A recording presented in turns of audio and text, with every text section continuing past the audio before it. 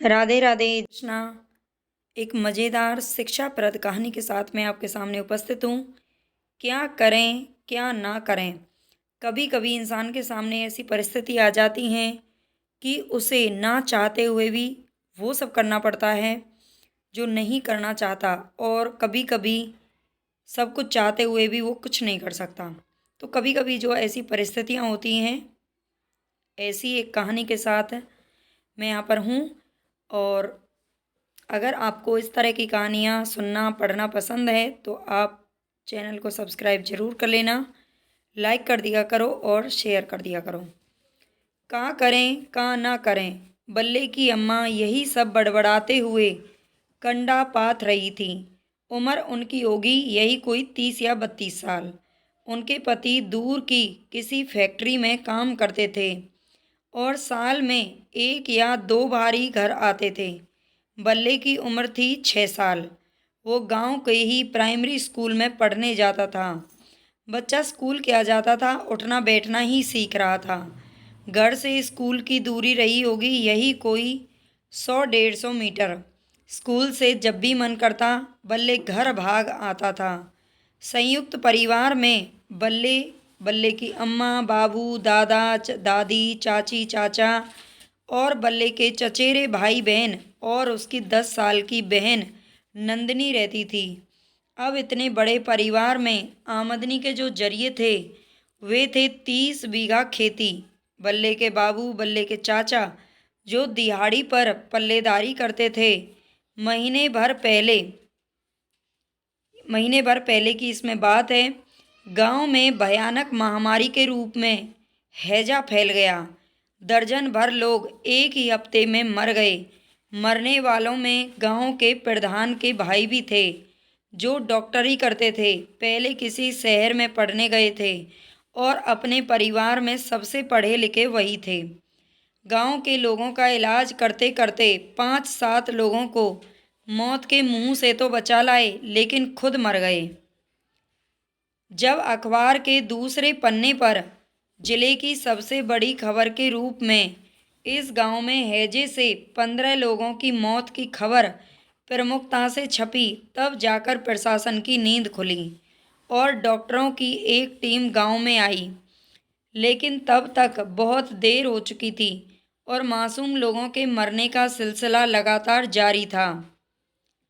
इस महामारी में बल्ले की दादी अर्थात ताई जी और 20 व 22 साल की उनकी दोनों लड़कियां मौत के मुंह में समा गईं।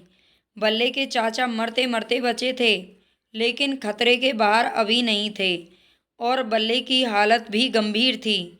उसे बोतल लटकाई गई थी। पूरे गांव में कोहराम मचा हुआ था। हर समय गांव के किसी न किसी कोने से रोने की आवाज़ आती ही रहती थी। बड़ा भयानक मंजर था। बल्ले के दादा अपनी पत्नी और दोनों बेटियों के मर जाने से अपने परिवार में बिल्कुल अकेले थे। वे पिछले 7 दिनों से लगातार शमशान जा रहे थे और पिछले 3 दिन से लगातार अपने ही परिवार के किसी सदस्य को फूंक कर आ रहे थे। उनकी शक्ल देखकर डर लगता। कुछ भी खाते पीते नहीं थे और ऐसा लगता था कि वे भी अपना अनंत विस्तार खोजने ऊपर जाना चाहते हैं। बल्ले के चाचा भी ठीक होकर दोबारा बीमार हो गए थे और पूरा गांव शोक में डूबा हुआ था। लेकिन लगता था दिन बहुत लंबे हो गए हैं और रातें असीम। प्रातःकाल सूर्य देव संसार को देखने के लिए आंखें खोलना ही चाहते थे। पक्षियों का कलरव भी पंचम स्वर में राग भैरवी जैसा प्रतीत होते हुए भी उदासी से भरा था। बल्ले की अम्मा एक पीतल के लोटे में ढरकावन लेकर काली थान जा रही थी।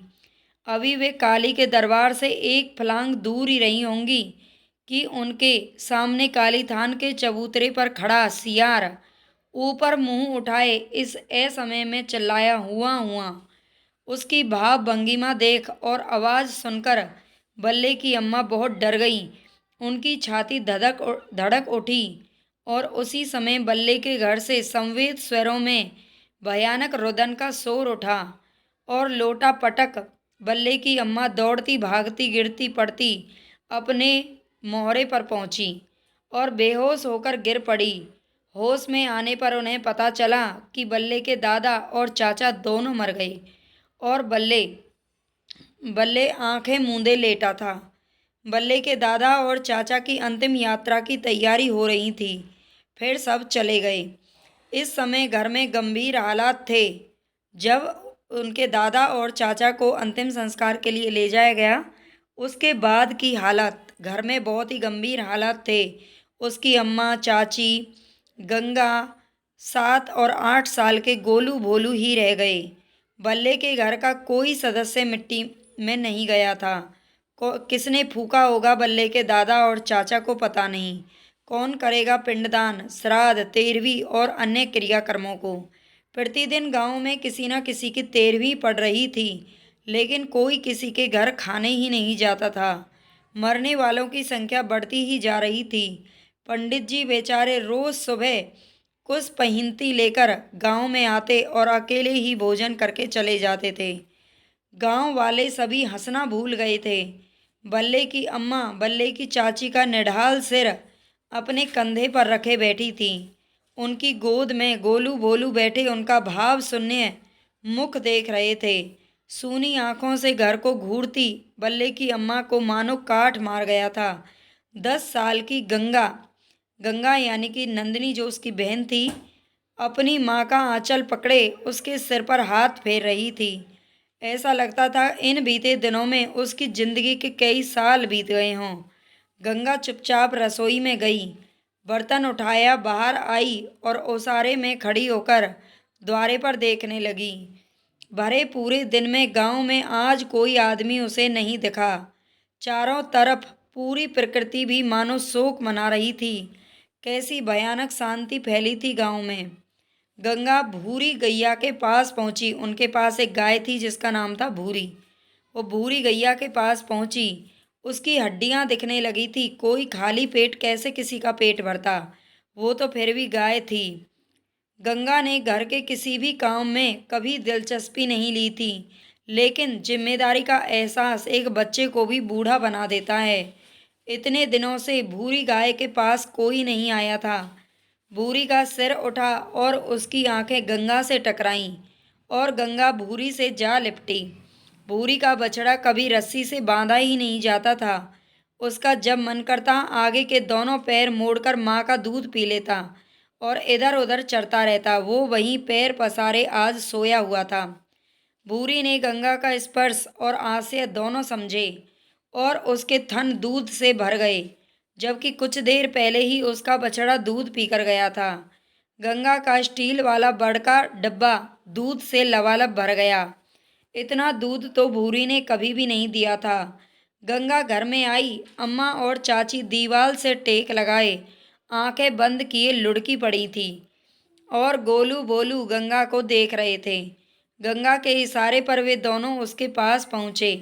तीनों ने मिलकर चूल्हा जलाया। तीनों की उम्र थी 7, 8 और 10 साल। 5 साल का बल्ले जिंदगी और मौत के बीच झूल रहा था। जो 5, 6 साल का बच्चा था वो जिंदगी और मौत के बीच झूल रहा था। बच्चों ने दूध वाला उसे ठंडा होने दिया। फिर 3 बड़े गिलासों में दूध निकाला, मीठा मिलाया और पीने लगे। 2-2 गिलास दूध पीकर वे सभी तृप्त हो गए। अब गंगा का ध्यान माँ और चाची पर गया और वो उठकर उनकी ओर चली। अभी वो उनके पास पहुंची भी नहीं थी कि अचानक सूने घर में बल्ले की आवाज़ गूंजी, अम्मा, ए अम्मा, दीदी, ओ दीदी।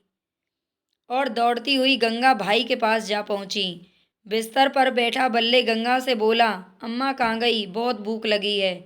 इतने दिनों तक मृत्यु से लड़ते रहने के बाद उसके शब्द विजय की घोषणा कर रहे थे और गंगा भाई से लिपटकर फूट फूट कर रो रही थी।